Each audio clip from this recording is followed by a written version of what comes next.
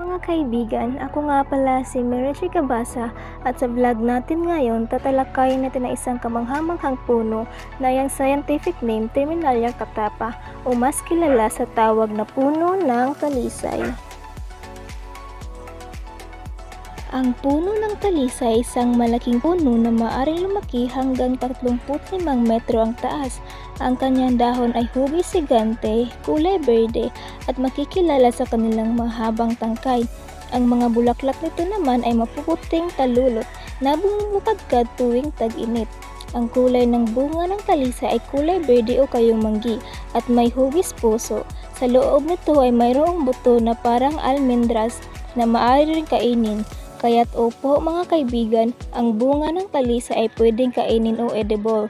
Ang mga dahon, balat at bunga ng puno ng talisay ay ginagamit sa tradisyon na medisina upang gamutin ang iba't ibang sakit tulad ng lagnat, pagtatae at mga kondisyon sa balat. Ang saribuhay ng Pilipinas ay mahalaga dahil sa mga natatanging uri na matatagpuan lamang dito.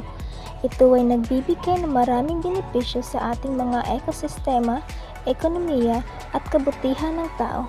Kaya naman, mahalagang pangalagaan at protektahan natin ating likas na yaman para sa mga susunod na henerasyon.